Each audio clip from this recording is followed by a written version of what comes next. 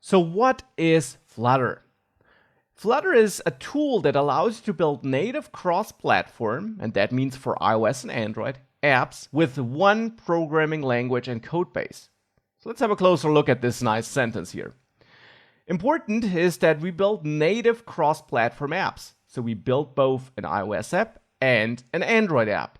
We're not building a web app that runs in the browser. We're not building an app that gets wrapped by native apps. We build real apps, two different kinds of apps in the end for iOS and Android, which you then distribute through the different app stores. So through the Apple App Store and the Google Play Store. That's what you get as a result. Now you get there by using one programming language so that you don't have to learn two different programming languages, one for iOS and one for Android. Instead, you have one programming language, Dart, but I'll come back to that, and also one code base. So you work in one project, you write your code once, and you still get two different apps as a result. And that's the cool thing about Flutter. You only learn one programming language, you only write your code once, and you get two apps.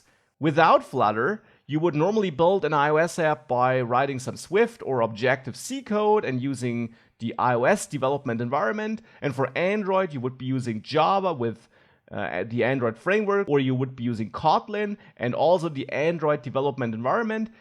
And you would have to learn all these different languages and tools. And you would have to write two totally different apps or work in two totally different projects. And with Flutter, that's not the case. One programming language and one code base. If we have a closer look at Flutter, though, it's actually a combination of things. The term Flutter refers to two major things. One is a SDK, a software development kit. You could say a collection of tools that allows you to write one code base or use one code base with one programming language. Because it includes tools to then compile this code, which normally would not run on iOS and Android, into native machine code that does run on these platforms. Because if there would be one programming language that would work on both platforms, we wouldn't need Flutter, but there isn't. Now, therefore, the one programming language Flutter uses doesn't work on iOS and Android, so it needs to be compiled to native machine code for iOS and native machine code for Android, so that we have code that does run on these platforms. And that compilation task, along with a couple of other things, that's all part of Flutter. But of course, it's not just a collection of tools. It also gives you everything you need to create beautiful applications. It gives you a framework, a widget library for that one programming language, which is called Dart, which you can use to build beautiful Flutter apps. And that's what we will spend the majority of time with, of course.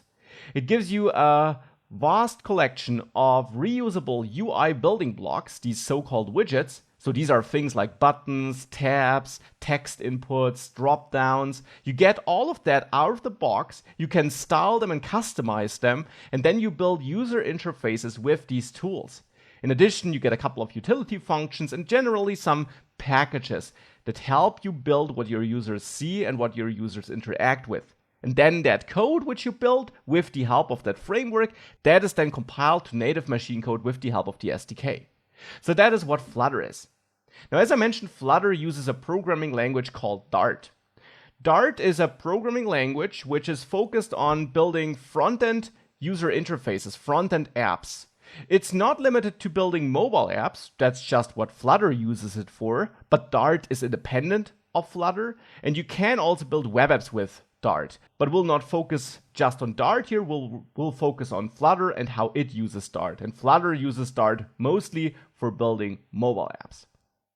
So it's a programming language built to make it really simple to build front-end user interfaces. It's a programming language which was developed by Google or is developed by Google, just like Flutter. So these are actually two independent teams in Google, but of course they're working together to improve each other. And therefore we have a hand-in-hand solution here. And in case you already have some programming experience, it's an object-oriented and strongly typed language, and its syntax is a bit like a mixture of JavaScript, Java, C#, but you don't need to know any of these languages, and actually you don't need to know anything about programming to follow along. In this course, I will teach you Dart from scratch along with Flutter. So we'll build Flutter apps and you'll learn Dart and the features you're using there along the way, because I think that's the most fun way of learning that programming language and already see nice results, the apps we're building. So Flutter and Dart are not really alternatives, instead they're working together.